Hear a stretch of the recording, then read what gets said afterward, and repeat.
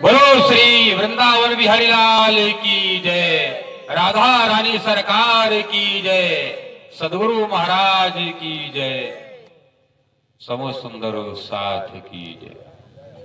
हे प्यारे सुंदर साथ जी,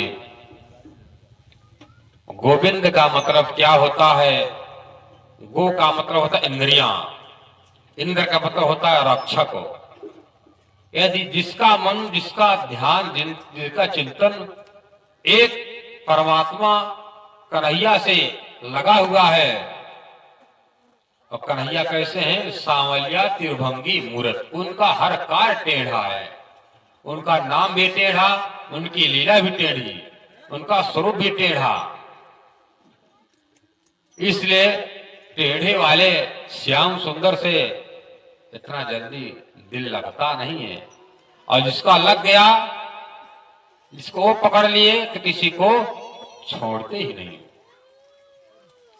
इंद्र का मतलब होता रक्षक। यदि आप परमात्मा कन्हैया के शरण में रहते हो, आपका इंद्रियां दुनिया तक भटकने नहीं पाएंगी, क्योंकि वो आपको खींच लेंगे। इसका नाम क्या कहा गया है? गोपाल। गो मतलब होता है इंद्रियां भी होता है, गो मतलब होता है गाय भी होती है, गाय को पालने वाले और इंद्रियों को भी पालने वाले। मतलब आप इंद्रियां गलत रास्ते पर जाएंगी, गलत रास्ते पर जाती हैं, तो वहां पर उसको सही रास्ता पर लौटा देते हैं, तुम गलत रास्ते पर जा रहे हो। हम सब किस लिए आए हैं? परम धाम से चल करके माया का खेल देखने के लिए आए हैं, और वहां से खेल देखने के लिए यहां पर आए तो संसार में झूठा नाता रिश्ता बना करके बैठ गए। तब राज जी कहते जाकर के संसार में, मायावी दुनिया में खुद मायावी तन धारण कर लोगी, और वहां के पति से, वहां के पत्नी से सुख की इच्छा करोगी, पर वहां सुख कहां मिलने वाला है? वहां तो मृग तृष्णा जैसे सुख है, थोड़ी समय के लिए सुख मिलेगा, उसी को तुम सोच लो कि हमको सच्चा आनंद देने वाला है। और संसार में सबसे बड़ा दुख क्या है? जन्म और मरण।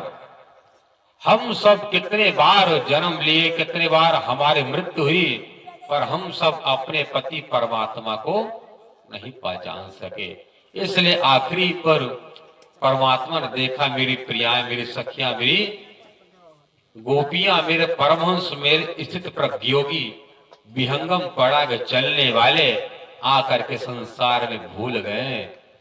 उन आत्माओं को निकालने के लिए झूठा पति के चक्कर से, झूठा गुरु के चक्कर से, झूठा मंदिर के चक्कर से राज जी आए निकालने के लिए। तो उनका क्या नाम पड़ा? बहुत नाम उनका, पर मुख्य नाम क्या है? एक कृष्ण है। मुख्य क्या नाम है? शास्त्र में कहा गया है, भगवतो नाम भगवतो कोटि नामनो, भगवान का करोड़ नाम आप जाप कर लीजिए, कृष्ण एक एव ही। आप करोड़ बार भगवान का नाम लोगे, तब कहीं आपको जो पुण्य मिलेगा, जो फल मिलेगा, उतना नाम एक बार कृष्ण जी का लेने मात्र से ही आपका करोड़ नाम के बराबर एक नाम है। क्या करें? भगवतो कोट नामनो कृष्ण एक एव ही। कृष्ण जी के एक नाम के बराबर में भगवान के करोड़ों नाम फीके पड़ जाते हैं। सुंदर साथ जी, इसलिए शास्त्र में कृष्ण जी का अर्थ बताते हैं। कृष्ण शब्दो भूर्वाच कहो, जो कृष्ण कहा जाता है, भूम तो होता धरती सत्ता का मालिक।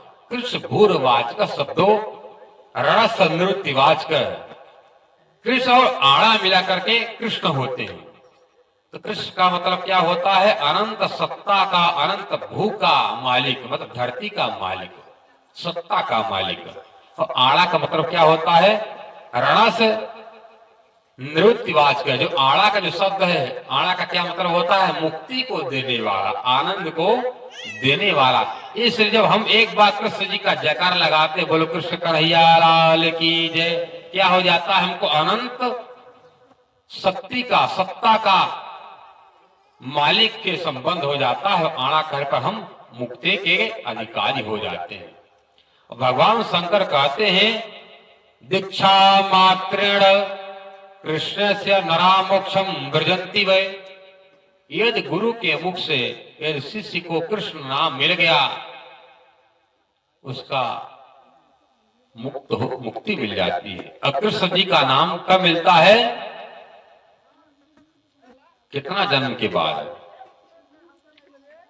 1,01,020 जन्म के बाद तब कन्हैया का भक्ति करने वाला जन्म मिलता है, तब परमात्मा की भक्ति मिलती है। बोलो प्राणनाथ प्यारे की जय। क्या कह रहे हैं? कृष्ण जी की महिमा को बताते हुए हर शास्त्र पुराण कृष्ण जी की महिमा को गाते हैं। भगवान भूत भावन जब गए थे रास मंडल में, तब कृष्ण जी ने उनको मंत्र दिया था। गोलोकवासी कृष्ण जी ने, भगवान राम गए थे अपने गुरु के यहाँ पढ़ने के लिए, उन्होंने अक्षरातीत कृष्ण के बारे में बतलाया। भगवान श्री राम क्या है? मर्यादा पुरुषोत्तम है। जब तक मर्यादा पुरुषोत्तम श्री राम को जानोगे नहीं, तब तक लीला पुरुषोत्तम कृष्ण मिलने वाला नहीं। तब भजन में गाते हैं निज धर्म में चलना सिखाती रोज रामायण। माँ के साथ कैसे, पिता के साथ कैसे, भाई के साथ कैसे, भाभी के साथ कैसे रहना है, ये सब नियम कौन बताती है? रामायण। राम जी का नाम सीधा है पर उनकी भक्ति टेढ़ी है। कृष्ण जी का नाम टेढ़ा है पर उनकी भक्ति सरल है। क्यों सरल है? क्योंकि उनका नाम, उनकी लीला इतना रसमयी है जैसे खांड की रोटी।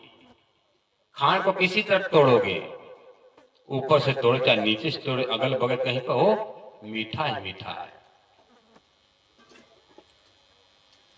अधरम मधुरम वदनम मधुरम, जिसका चलना खाना पीना अधर मतलब ओठ भी मधुर, जिसका शरीर भी मधुर, जिसकी लीला मधुर, जिसकी सखियां मधुर, जिसकी प्रिया राधा रानी मधुर। मधुराधिपतेर खिलम मधुरम, वो मधुर मतलब मीठा का अधिपति एक मालिक है, वो रसिया है, रस को देने वाला है। लेने वाला भी वही है और देने वाला भी वही है। इसलिए मधुराधिपतेर, क्या मधु मतलब होता भंवरा। भंवरा क्या करता है? हर फूल का पराग चूसता है, रस लेता है, उड़कर दूसरे फूल के पास जाता है, उसी तरह।